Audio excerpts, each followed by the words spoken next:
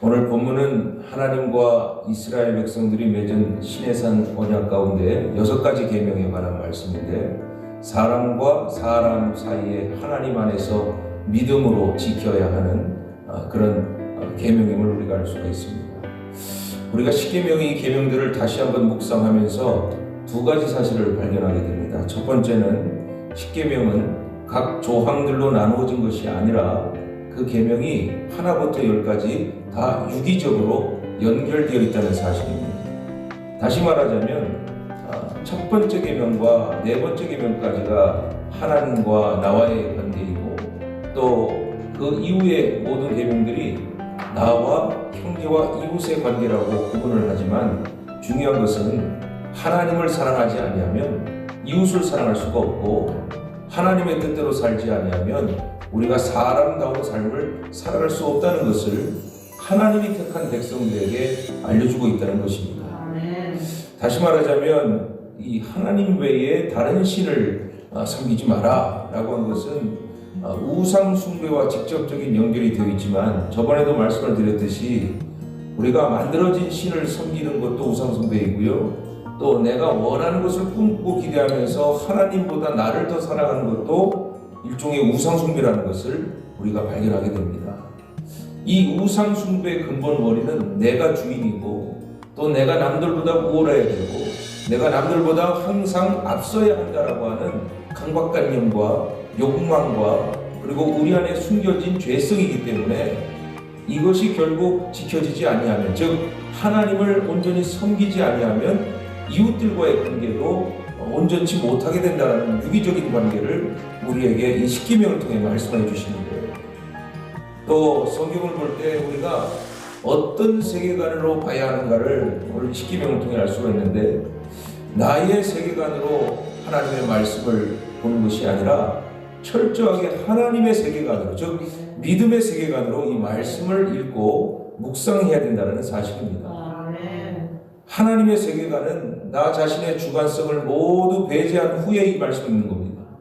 쉽게 말하자면 하나님의 모든 말씀이 틀림없는 진리로 믿고 그 믿음의 기반으로 해서 이 말씀을 읽어야지, 믿음의 관점에서 말씀을 읽지 아니하면 내 주관성으로 말씀을 읽고 그 말씀에 혼동이 찾아오고 어려움이 찾아온다는 사실이죠. 물론 믿음이 없이 성경을 읽을 수가 있습니다. 또 믿음이 없이, 하나님의 순종함이 없이 말씀을 읽을 수가 있어요. 주로 우리가 좋아하는 말씀들을 발췌해서 말씀을 읽고자 하는 이러한 생각들이 있습니다. 재미없고 지루한 말씀은 뛰어넘고 그저 눈에 확확 들어오고, 또 나에게 축복이 되는 말씀을, 마음에 와닿는 말씀이라 말하는데 이것은 잘못 성경을 읽는 것입니다. 말씀은 어떤 말씀이든 하나님의 세계관으로 읽어보면 나에게는 죄성을 깨닫게 하는 것과, 또 나에게 복을 주시는 말씀이 항상 공존하고 있다는 것입니다. 우리가 먼저 믿음이라는 것은 나의 죄를 깨닫고 회개하는 것이고요, 그 나의 비어진 마음에 하나님의 진리의 말씀이 찾아올 때 하나님이 하나님됨을 알고 하나님을 경외하는 마음과 하나님이 나의 축복의 시작이 됨을 고백하게 되는 것입니다. 이것은 우리의 지적인 능력, 우리의 심리적인 능력으로는 되지 않습니다. 성령께서 우리와 함께 하셔야 가능하다는 사실이죠. 그래서 우리는 전적으로 하나님의 세계관을 가지고, 즉 믿음의 관점을 가지고 이 말씀을 읽고 그 말씀이 주시는 능력으로 깨닫고 살아가는 복된 성도가 되시기를 주님의 이름으로 축원합니다. 말씀을 기록하고 말씀을 이해하고 말씀을 따른다는 것은 그것이 바로 영적인 차원입니다. 우리가 막 신비한 것을 찾고 어떤 외적인 기적을 찾고 나에게 뭔가 복스러운 일들이 일어나는 것을 찾는 것이 우선이 아니라, 하나님의 말씀을 읽고 그 말씀이 깨달아지고 그 말씀이 삶의 진리가 되어야 이게 영적 능력이고 영적 하나님의 차원을 안다는 것이에요. 만일 성경이 없이 기적적인 일을 하고 놀라운 하나님의 뜻이 난다 말해도 그거는 말씀에 비추어서 진리인지 아닌가를 분별해야 됩니다. 초월적인 능력은요, 귀신에게도 나타나고 이단들에게도 나타나고 타종교에도 나타납니다. 성경은 무엇을 증거하는 것입니까? 우리의 구원이신 예수 그리스도를 증거한단 말이에요. 우리의 모든 성령의 은사와 능력은 하나님을 증거하는 것이고 예수님을 드러낸다는 것이죠. 그런 의미에서 우리가 십계명을 본다면 이것도 예수 그리스도의 복음의 관점으로 이 말씀을 봐야 한다는 것입니다. 신의 존재조차 부정하는 사람들에게 나 외에 신을 섬기지 말라라는 명령이 이해가 되겠습니까? 전혀 이해가 되지 않습니다. 동의할 수도 없습니다. 그러나 성경을 포기하지 않고 반문하고 질문하고 계속 내 자아와 하나님의 영적인 관계를 계속 깨달아 알면은 어떤 일이 벌어지냐면요. 먼저 발견하는 것은 하나님이 어떤 분인가를 깨달아 알게 된다는 거예요. 예수님이 어떤 존재인가를 알게 된다는 사실이죠. 그래서 이 하나님을 아는다는 것은 지적으로 하는 것이 아니라 영적으로 하는 것이고 믿음으로 깨달아 알게 된다는 거예요.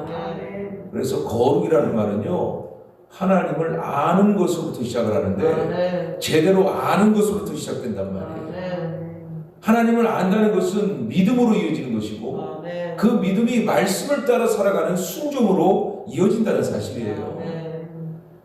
순종은 두 가지를 의미하는 겁니다. 첫 번째, 말씀을 믿음으로 내가 전적으로 동의하는 거예요. 두 번째, 말씀을 진리로 받아들이고 마음으로 동의하는 것뿐만이 아니라 그렇게 살 수 있도록 성령이 이끌어 주시는 것을 경험하는 것이에요. 말씀을 믿고 실천한다는 것을 헷갈리지 마세요. 내가 거룩해져서 내가 착해져서 말씀을 지킨다고요? 우린 죄인이라 아무것도 할 수 없어요. 하나님이 우리에게 감화 감동을 주시고 하나님의 뜻을 알게 하시고 하나님이 우리를 이끌어 가시는 거예요. 여러분, 성령께서 말씀으로 우리를 거듭나게 하시는 거지 우리가 뭘 하는 게 아니에요. 예를 들게 요한복음 3장에 보시면 니고데모라고 하는 서기관이 나옵니다. 율법학자입니다. 그가 예수님의 말씀을 듣고 기이하게 여겨서 사람들에게 창피하니까 밤에 몰래 예수님을 찾아와 무엇을 묻습니까? 거듭남에 대하여 묻습니다. 다시 태어남에 대해 묻는 거예요. 예수님이 말씀하신 거예요. 왜? 못 알아들어요. 전혀 거듭남에 대한 의미를 몰라요. 아니, 율법을 공부하고 성경을 아는 학자가 거듭남에 대한 걸 모른다고요. 뭐라고 묻죠, 예수님에게? 그러면 우리가 거듭났다는 것은 다시 태어나는 것이고 다시 태어났다는 것은 다시 어머니 저 뱃속으로 들어가는 것입니까? 라고 이렇게 말한다고요. 왜 그럴까요? 예수님의 말씀은 믿음으로 알아가는 거예요. 믿음으로 깨닫는 거란 말이에요. 믿음 없이 율법에 속하여 있으니까, 글자에 속하여 있고 자신의 상식 속에 속하여 있고 자기의 습관 속에 속하여 있으니까 거듭남의 이 신비의 하나님의 능력을 전혀 알 수가 없다는 것이죠. 그러나 니고데모는요, 그 말씀을 듣고 정확히 그 자리에서는 믿지 못했지만요, 이후의 말씀을 보시면은요, 먼저 예수님이 돌아가신 이후에 장례를 치를 때에 그가 당당하게 사람들에게 요구해서 이 모략과 모든 것을, 장례를 치르게 하는 것을 누가 하느냐? 니고데모가 합니다. 이것을 우리가 추론해 볼 때 그가 죽음과 예수 그리스도의 부활을 믿었다는 사실이에요. 성경 이후, 즉 성경은 아니지만 이 내려오는 전례에 의하면은 이 니고데모는 그리스도인이 되었고 끝까지 주의 복음을 전하다가 순교하였다고 하는 이후의 말씀이, 성경 외의 말씀이 기록된 걸 볼 수가 있어요. 그러니 니고데모가 먼저 한 것은 무엇입니까? 말씀을 듣고 그냥 넘긴 것이 아닙니다. 율법을 통해서 믿음이 무엇인가, 그리스도가 말씀한 진리가 무엇인가를 고민하고 또 반문하고 다시 깨달아 알 때에 성령이 그를 진리를 깨달아 알게 하시고 믿음으로 예수님의 죽음을 부활로 받아들이고 그리고 참된 거듭남이 믿음으로 일어났다는 사실을 우리가 성경을 통해 그 외에 좋은 하나님의 말씀을 통해 발견할 수가 있는 거예요. 자, 그러면 십계명을 우리가 믿음으로 볼게요. 십계명을 이렇게 보면은 우리가 믿음으로 안 봐도 이건 당연히 사람과 사람 사이에 지켜야 될 계명이고 약속인 것을 알 수가 있습니다. 그러나 중요한 것은 이겁니다.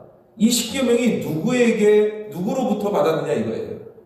하나님으로부터 받았다고 했을 때는 믿는 자가 믿음으로 이 말씀을 볼 때 새로운 차원이 되는 거예요. 지키는 차원이 아니에요, 여러분. 지키라고 주신 말씀이 이전에 믿음으로 이것이 하나님께로부터 온 믿음의 차원이라는 것을 깨달아 알게 하는 것이 하나님의 목적이라는 것이죠. 이건 말 안 해도 다 지키는 겁니다. 간음하지 마라, 살인하지 마라, 도둑질하지 마라, 남의 것을 탐내지 마라, 취하지 마라, 남의 이웃을 도둑질하지 마라, 이런 말씀. 아니 여러분, 안 믿어도 당연히 지키는 거 아니겠습니까? 그런데 이것의 정신은 무엇에 깃들어 있느냐면요, 사랑에 깃들어 있다는 거예요. 지금 우리가 사는 이 시대는 법과 윤리와 도덕이 상당 수준에 이른 차원의 우리 삶을 사는 겁니다. 이 땅에서요, 도둑질하지 마라, 간음하지 말라, 이것이 왜 이렇게 기록되어 있을까요? 그 시대에는 이것조차 지키지 않았던, 법조차 없었던 무법의 시대였다는 사실을 감안할 때, 이 법이 수천 년이라도 지금 우리가 지켜야 될 것은 하나님의 법일 뿐만이 아니라 하나님이 우리를 사랑하셔서 택한 자와 거룩한 자에게 이웃 사랑의 최소한에 지켜야 할 것들을 우리에게 말씀하여 주셨다는 사실이에요. 여러분, 사랑은요, 하나님의 사랑은 절대적인데요, 우리가 서로 사랑하는 방식이 달라요. 즉 사랑이란 우리끼리 사랑은 상대적이기 때문에 십계명에 기록된 이 이웃 사랑을 위한 6가지 계명은요, 사랑이라는 의미를 우리가 베푸는 것이 사랑이라고 생각하는데, 가장 기본적인 사랑은 뭔지 아세요? 내 형제와 이웃을 최대한 배려하고 그리고 그들의 어떤 삶을 지켜주는 것이 사랑의 기초적인 하나님이 원하시는 계명이라는 거예요. 어떤 사람은 내가 사랑을 준다고 생각해요. 그것이 자기 사랑으로 상대방에게 사랑을 준다 하면 상대방이 어떤 마음인지 전혀 모르고 베풀어 주는 게 사랑이면 어쩌면 그 사랑이 일방적이고 그 사랑이 어쩌면 상대방에게는 원하지 않은 사랑이 될 수 있단 말이에요. 또 어떤 사람은 너무 소심해서 내가 사랑을 주는 것 자체도 저게 피해가 되지 않을까? 저게 어려움이 되지 않을까라고 해서 아예 사랑하지 않은 것도 있어요. 오늘 말씀을 보세요. 서로 사랑하는 데 있어서 가장 중요한 것은 서로가 서로를 배려하고 서로가 서로를 이해하는 데로부터 시작하여 가장 최소한의 마지노선을 하나님께서 이웃 사랑의 계명이라고 6가지 계명을 우리에게 말씀하고 있는 거예요.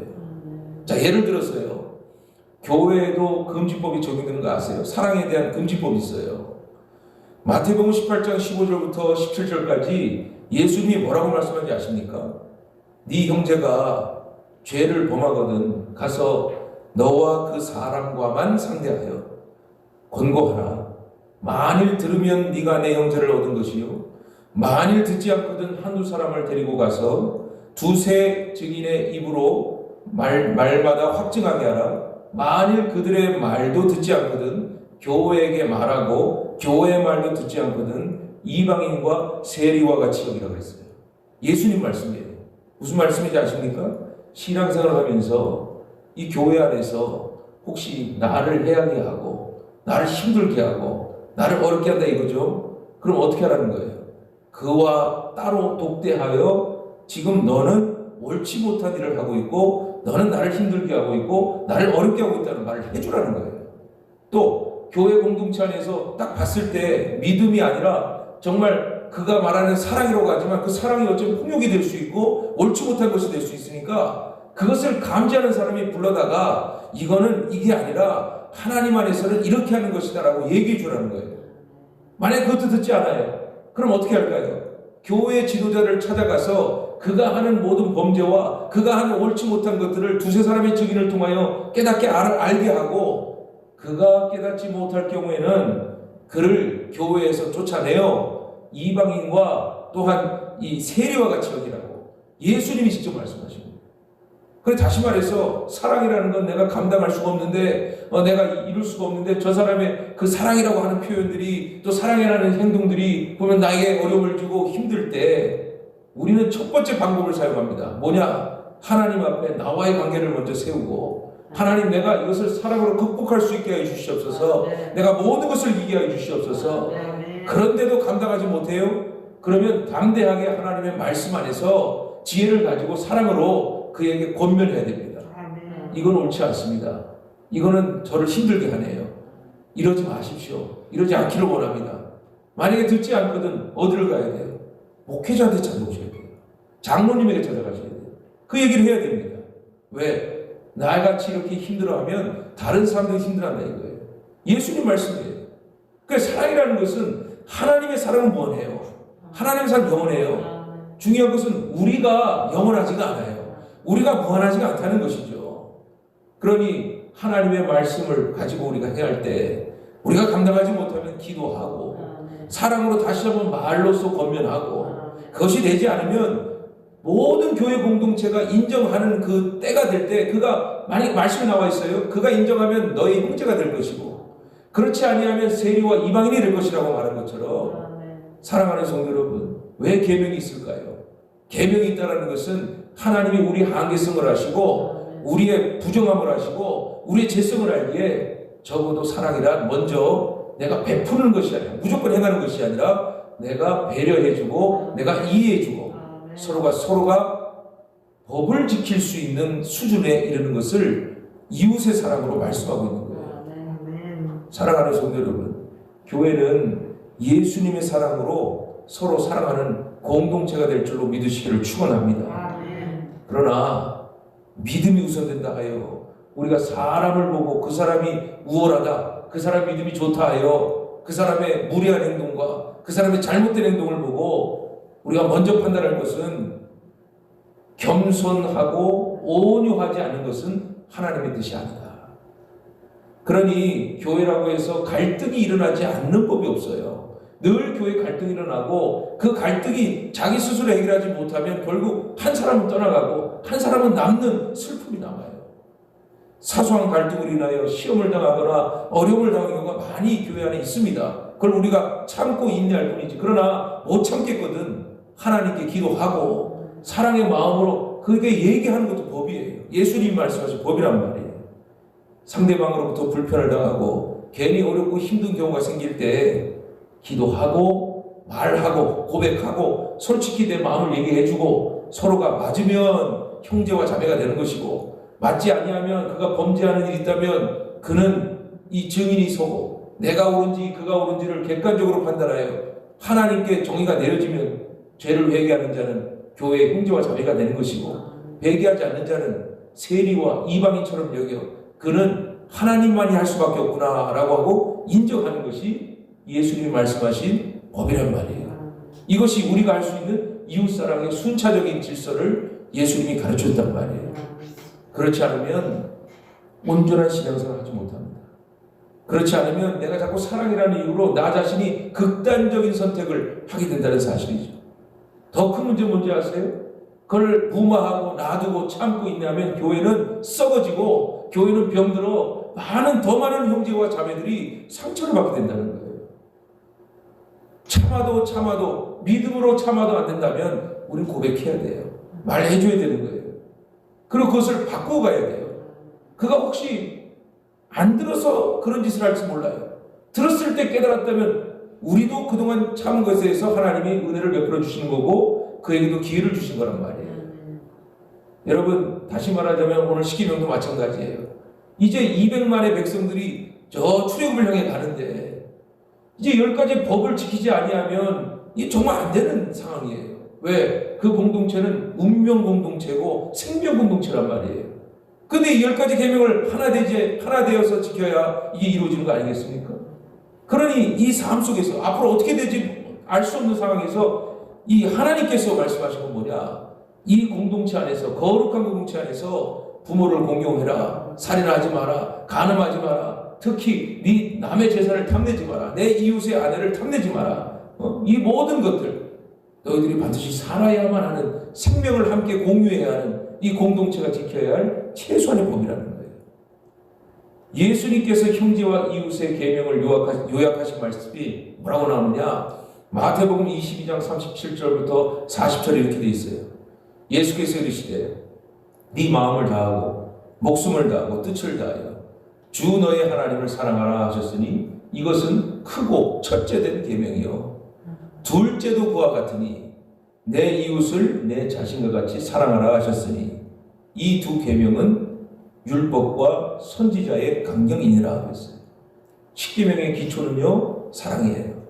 하나님을 사랑하는 것과 그 사랑으로 이웃을 사랑하는 것이에요. 그러니 하나님의 사랑으로 그분의 율법을 하나님이 완성하시는 것이에요. 하나님을 위하여 목숨을 다하고 뜻을 다하면 사랑하면 이웃을 내 몸과 같이 사랑하는 마음으로 이 계명을 지키는 거지, 우리가 이걸 지키려고 노력하는 게 아니고 하나님 사랑이 우리 안에 역사했을 때에 성령이 우리에게 감화감동하셔서 이 법을 믿음으로 지키게 하는 것이지, 우리가 이것을 내 의지로 내 생각으로 지킨다는 게 아니라는 것입니다. 다시 말하자면 이 십계명은 최소한의 법이에요. 최소한의 법을 통해서 하나님이 믿음을 통해 더 큰 사랑을 이루도록 가능성을 주신 거란 말이에요. 사랑하는 성도 여러분, 성도는 그래서 교회 나오면요, 사람 먼저 챙기는 게 아니고요, 나와 하나님의 관계를 먼저 챙기고요, 하나님의 사랑을 확신하며 내 신앙을 먼저 지킬 줄 알아야 진정한 예수 그리스도의 사랑을 베풀 수 있는 거예요.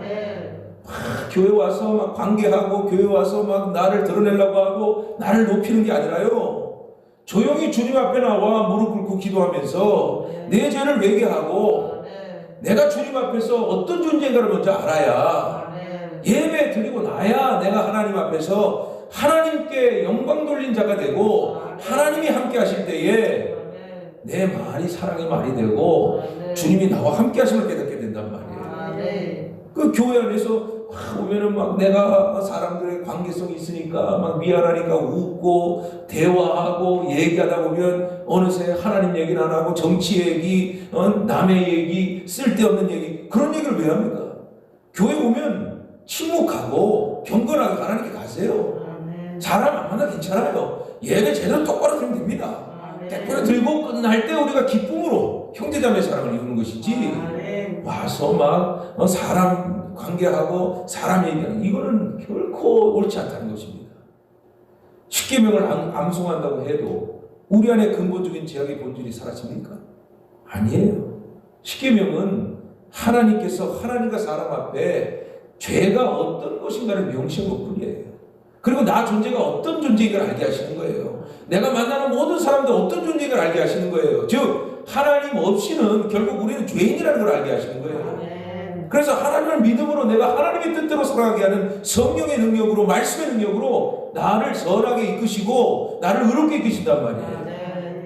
여러분 기억하세요. 죄를 근본적으로 회개할 수 있는 방법은요, 회개하는 방법밖에 없어요. 예수 앞에 나아가서 우리 죄를 철저히 회개하는 거예요. 그게 우선돼야 됩니다. 내가 마치 교회 나와서 뭐가 된 것이냐 막 돌아다니는 모습이 아니라 조용히 주님 앞에 나와서 기도하고 하나님 앞에 나는 죄인이오니 주여 나를 의로 삼아 주시옵시고 오늘도 이 교회 안에서 내가 선한 일을 할 수 있도록 나에게 힘을 주시옵시고 능력 주시옵소서. 그 은혜로 우리가 이 법을 지키는 것이지, 법을 지키기 위해서 은혜를 달라고 하는 게 아니란 말이에요. 여러분 장로교회를 보시면은, 장로교회는 칼빈이라고 하는 선생의 이 신학과 교리를 따릅니다. 그런데 칼빈의 교리 중에 튤립이라는 교리가 있어요. 5대 교리가 있단 말이에요. 그 교리 중에 첫 번째가 뭔지 아세요? 전적인 타락이에요. 무슨 말이냐? 인간은 선을 행할 의지나 능력이 전혀 없다는 거예요. 인간의 공로가 전혀 불가능하도록 부패되었다는 거예요. 그리고 그 사실을 인정하는 것이 장로교회의 첫 번째 믿음의 인정이에요. 나는 전적인 타락됐습니다, 하나님. 나는 죄가 있습니다, 하나님. 이미 내 존재가 뭐냐? 죄인임을 인정한단 말이에요. 두 번째 교리가 뭔지 아세요? 무조건적인 선택이에요. 우리의 윤리적인 행위, 도덕적인, 겉으로 착해 보이는 것, 우리가 겉으로 보여주는 것들, 그것이 아니라, 믿는 것이 아니라 하나님이 나를 선택했다는 거예요. 내가 믿었다는 게 아니라 하나님이 무조건적으로 우리를 택하신 거예요. 무조건적으로 우리를 붙들어 주신 거예요. 무조건적으로 조건 없이 우리를 은혜 주시고 우리에게 구원하셨다는 거예요. 이 믿음의 근간이 장로교회의 근간이에요. 네 번째 뭔지 아세요? 불가항력적인 은혜예요. 불가항력적인 은혜. 내가 죄를 짓고 내가 정말 잘못하여도 은혜는 하나님이 전적으로 주신 거기 때문에 그 은혜에 우리는 속한다는 거예요. 많은 사람들이 죄를 짓고 수치스럽고 피하는 건 맞아요. 그러나 하나님의 은혜는 그가 죄를 졌다 해도 믿는 자에게는 언제나 은혜 주시기를 원한다는 거예요. 은혜를 베풀어 준다는 거예요. 이게 장로교회의 5대 교리 중에 3가지 교리란 말이에요. 왜 교리가 있을까요? 이 교리를 알아야 장로교인으로서 정말 이 세상에서 믿음을 지켜나가는 기초가 되기 때문에 모든 성경을 집약하여 칼빈이 이 신앙적인 교리를 썼기 때문에 우리는 이것을 믿고 이 교리를 따라 살아가는 것이 우리 교인으로서의 사명이라는 거예요. 십계명도 마찬가지예요. 인간이 죄로 말미암아 타락하였고 인간이 언제든지 죄를 지을 수 있는 가능성이 있다. 하지만 너는 내가 택하였다. 내가 너를 불렀고 내가 너를 선택했다. 내가 너를 책임지리라. 무엇으로? 은혜로 내가 너와 함께하리라. 이 의미를 모르고 십계명을 알면 그냥 지키는 데 의의를 두고 지켜서 내가 선한 것처럼 보이고 내가 착한 사람처럼 보인다는 거예요. 그런 거 아니에요. 믿음으로 십계명을 보면 내가 하나님 안에서 이 지키는 것 그 자체가 은혜구나. 하나님이 나를 지켜주시는구나. 이것을 믿음으로 발견하게 하는 것이 십계명의 말씀이라는 거예요. 여러분 예를 들어서요. 이 수많은 계명 중에 10가지 계명 중에 유일하게 하지 말라가 아니라 하라는 계명이 있죠. 그 계명이 뭡니까? 바로 5번째 계명이에요. 네 부모를 공경하라예요. 십계명에서 하나님께서 먼저 나를 공경하라라고 말씀하고 믿으라라고 말씀하고 그 다음에 뭐예요? 그 다음에 네 부모를 공경하라. 여기까지가 긍정적인 말씀이란 말이에요. 유일하게. 그러면 유일하게 십계명에서 딱 명시된 게 있어요. 이것을 지키면 무엇을 줄 것이냐라고 할 때 오직 유일하게 네 부모를 공경하라의 계명에는 나와 있는 게 있어요. 너를 장수하게 할 것이고 이 땅에서 풍족하게 할 것이라는 거예요. 왜 하나님이 부모를 공경하는 이 법을 하나님과 사람이 지켜야 할 법 안에 넣으셨을까요? 하나님의 사랑은요 내리사랑이란 말이에요. 하나님께서 하나님을 사랑하는 자는 당연히 나를 낳은 부모를 인정하는 것이고 부모를 사랑한다는 것은 결국 하나님의 존재를 깨달아 아는 방법이라는 것이죠. 인간은 말이죠 내리사랑이라 부모보다는 자식을 사랑하는 것이 이 순리라고 생각한단 말이에요. 근데 하나님은 그렇지 않아요. 네가 나를 사랑하면 너 웃대 있는 사람을 공경하고 존경하는 것이 옳다. 이것을 계명으로 주셨을 때 뭐라고 말씀하시느냐? 너에게 복을 줄 것이다. 너 부모를 공경하면 그 땅에 소산을 더해 줄 거고 너를 장수하게 할 것을 말씀하신단 말이에요. 여러분 하나님을 믿는 자는 이 계명이 복이 될 줄로 믿으시기를 축원합니다. 예수 믿는 사람은요 그래서 부모를 공경할 줄 알아야 됩니다. 이 무슨 말이냐면요 예수 믿는다 예수 믿는다 해서 맨날 나와 기도만 하고 맨날 나가고 가정은 때려치우고 늘 신앙생활하는 거 옳지 않다는 겁니다. 다시 말하자면 일상생활 속에서 주님을 발견할 수 있고 우리가 신앙하는 이유도 거룩한 삶을 살기 위한 거지 이 신앙이 우선순위가 되었다 해서 삶을 포기하면서까지 이 종속되지 말라는 겁니다. 우리에게 허락된 부모도 돌아보고 또 우리 자녀도 돌아보고 우리 가정을 믿음 안에 잘 세우기 위해서 하나님을 믿는 것이지 내가 이 믿음을 다해서 막 돌을 닦는 것처럼 다 포기하고 모든 걸 내려놓고 그렇게 믿는다는 것이 아니라는 거예요.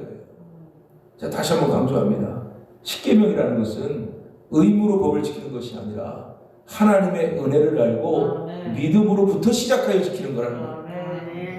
이것이 주님이 원하시는 거룩한 법임을 이 시간 믿으시기를 축원합니다. 오늘 본문 20절에 보니까 이스라엘 백성들이 이 시내산에서 막 나팔이 울리고 화염이 일어나고 막 연기가 일어나니까요 제일 먼저 느끼는 마음은 뭐예요? 두려운 마음이에요. 그들은 모세에게 하나님께서 뭐라고 그들을 멸하지 말게 하소서 하나님이 말하지 않게 하소서 모세 당신이 우리에게 통하여 말하게 하소서 말하고 하나님의 위대한 전지전능과 권위를 인정하는 거예요. 두려운 마음이 즉 이 마음은 경외하는 마음이에요. 그냥 내가 두려운 마음이 아니라 하나님의 존재를 깨달아 영적으로 두려워하는 마음이 경외하는 마음이란 말이에요. 여러분 예배 나올 때, 기도할 때, 말씀 볼 때 첫 번째 마음 뭔지 아세요? 애들처럼 막 하나님 사랑해요가 아니에요. 경외하는 마음으로 나와야 돼요. 하나님은 전지전능하시며 하나님은 영적권을 가지고 계신 분이다. 내 죄가 두렵고 무서운 생각이 딱 드는 것은 바로 내 죄의 무서움이 아니라 하나님이 완전하신다는 경외하는 마음으로 하나님께 나가야 된다는 거예요. 오늘도 또 한 가지 하나님께서 말씀하시죠. 예배와 제단의 규칙을 말씀하실 때 뭐라 그럽니까? 은이나 금이나 신상을 새기며 녹여 만든 것을 금하게 하시고 하나님의 제단은 절대로 공예를 가하지 마라. 너의 스타일대로 아트, 예술을 만들지 마라. 그냥 다듬지 않은 돌로 자연스럽게 올려놔라. 자연스럽게라 이 말이에요. 또 뭐라 그럽니까? 제사장의 하체가 드러나지 마라. 이 밑에 보이지 말라고. 단상이 왜 있습니까? 보이지 말라고 있는 거예요. 수치스러운 것을 가려주기 위해서. 목사가 왜 가운을 입습니까? 목사라고 잘한 것이 아닙니다. 거룩한 성의로 입고 가리라는 거예요. 성가대원과 헌금위원이 왜 옷을 입습니까? 거룩한 하나님의 사람이니까 그 의복을 입고 가리우라는 거예요. 모두 똑같아요. 우리 옷을 하나님께 거룩하게 단정하게 입으라는 것도 나 멋내고 뽐내지라는 게 아니라 내가 가장 하나님 앞에 거룩하고 하나님께 잘 보일 수 있는 것으로 하나님께 드리라는 거예요. 화려하게 막 교회를 막 올리고 화려하게 치장하는 것, 오늘 말씀과 틀리죠. 자연스러운 것, 자연스러운 하나님의 창조물과 자연스러운 것으로 하나님께 네 중심을 다하여서 네 마음을 다하여서 하나님을 사랑하는 마음을 드리면은 하나님이 이 계명을 기뻐 받으시고 축복하여 주시겠다는 겁니다. 사랑하는 성도 여러분, 믿음을 떠나서는 구원을 얻을 수가 없고요. 이 삶에서 율법이 그리스도의 완성이 이 율법의 완성이니까 믿음을 중심으로 율법을 지키고 따르는 것. 그러나 우리의 상황 속에서 분별하여 지키면 하나님께서 우리에게 은혜를 주시고 복을 주심을 믿으시기를 축원합니다. 그것이 바로 말씀입니다. 우리에게 주어진 건 말씀이니까요. 이 말씀으로 진리로 살아가시고 오늘도 하나님과의 거룩한 관계가 하루하루 이루어지기를 주님의 이름으로 축원합니다. 기도하겠습니다. 하나님 아버지 감사합니다.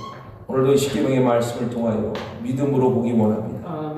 우리가 항상 주님 앞에 서면 두렵고 떨리는 것은 우리의 죄성이 드러나고 우리의 한계가 드러나고 합니다.